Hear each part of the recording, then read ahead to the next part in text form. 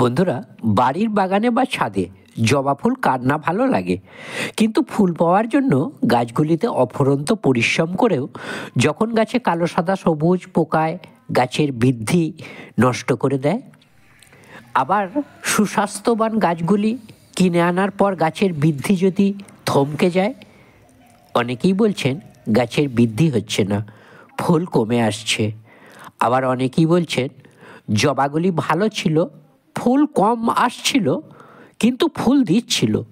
কি খাবার দিলে গাছের বৃদ্ধি হবে, ভালো ফুল পাবো বেশি? তো বন্ধুরা, আজকের এই ভিডিওটি দেখুন শেষ পর্যন্ত। ছোট বড় সমস্ত গাছের বৃদ্ধি হবে, ফুলও যথেষ্ট পরিমাণে পাবেন। তার জন্য একদম সাধারণ খাবারটি দিতে হবে আপনাদের। আর দেখুন, এই যে পোকা জবা গাছে আরম্ভ হয়েছে, এখনই এদের বিরুদ্ধে ব্যবস্থা নিন। ওয়েদার চেঞ্জের সঙ্গে সঙ্গে গাছে পোকার আক্রমণ বেশি হয়ে থাকে। আর জাব পোকা, মিলিবাগ, পিঁপড়ে জবা গাছে একবার যদি ধরে তো কীটনাশক প্রয়োগ করে ভালো হয় ঠিকই, কিন্তু ততক্ষণে গাছের অনেকটা ক্ষতি হয়ে যায়। 1 মাস গাছের বৃদ্ধি কিন্তু থমকে যাবে। আজ আমি দুটি জিনিস বলবো আপনাদের, খুব সাধারণ সহজভাবেই, যা আপনাদের ঘরেই আছে হাতের কাছে। সেগুলি ব্যবহার করি, জবার সুস্বাস্থ্য বজায় থাকবে, গাছে থাকবে না কোনো পোকা, হবে না পুষ্টি প্রোটিনের অভাব।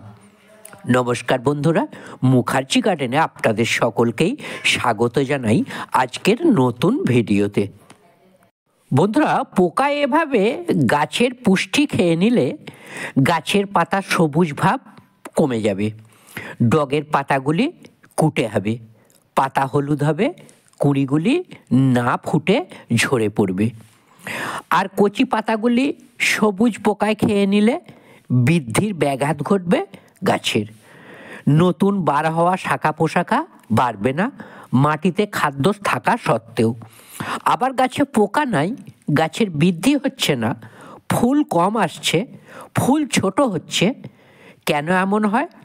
গাছের বৃদ্ধির জন্য, শরীরবৃত্তীয় কাজের জন্য কিছু প্রোটিন জাতীয় পুষ্টির প্রয়োজন হয়, যা সাধারণত যে কোনো এনপিকে খাবার দিই না কেন, তা থেকে সমস্ত পুষ্টির উপাদানের গাছের চাহিদা অনুযায়ী কম হয়। ঠিক তখনই গাছের উজ্জ্বলতা কমে যায়, নতুন পাতা স্বচ্ছতা হারায়, ছোট হয়, কুটে হয়ে যায়, এমনকি পাতা হলুদ হয়ে যায়, বৃদ্ধি হয় না। তার ফলে কিন্তু কুঁড়ি আসে না, ফুল পাই না। আজ আমি খুব সহজে, সবার বাড়িতেই আছে সুন্দর খাবার, হাই প্রোটিনযুক্ত, যা মাসে 2 বার দিন গাছে। কোনো দিন জবা গাছের বৃদ্ধি থমকে যাবে না, গাছ ছোট হোক বা বড়, ফুলে ভরে যাবে আপনার বাগান। রান্নাঘরের এই 3 উপাদান নিন, তবে সঠিক মাত্রায় তৈরি করে সঠিকভাবে গাছে দিন, তবে কাজ পাবেন ভালোভাবে।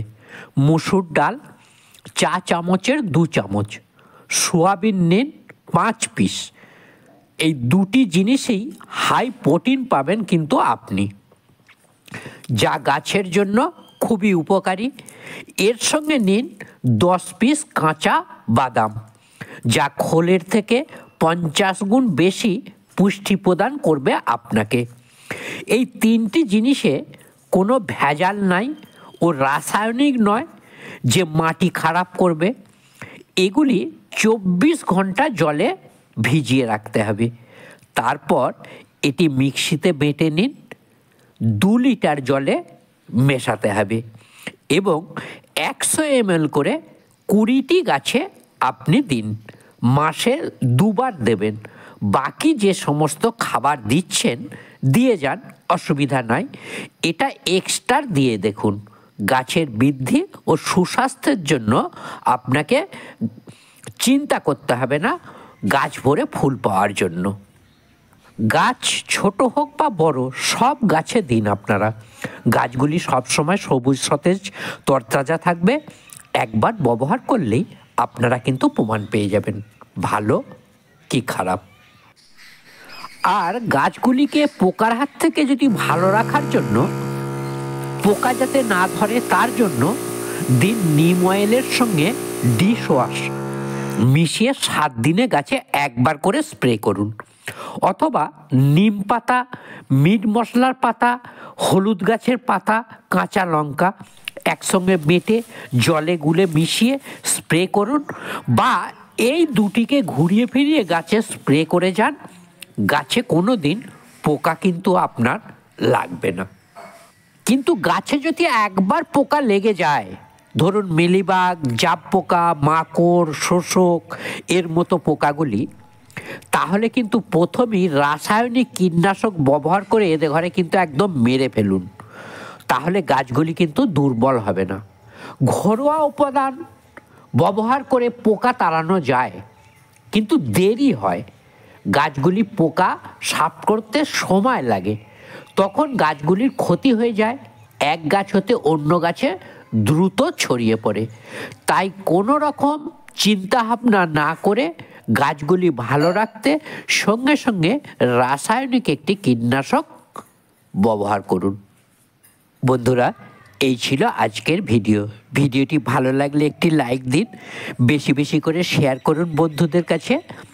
আর আজকে যে বন্ধুরা প্রথম এসেছেন মুখার্জি গার্ডেন চ্যানেলটি সাবস্ক্রাইব করার অনুরোধ করি। ভিডিওটি শেষ পর্যন্ত দেখার জন্য আন্তরিক শুভেচ্ছা, ভালোবাসা ও নমস্কার জানাই। ভালো থাকবেন বন্ধুরা, নমস্কার।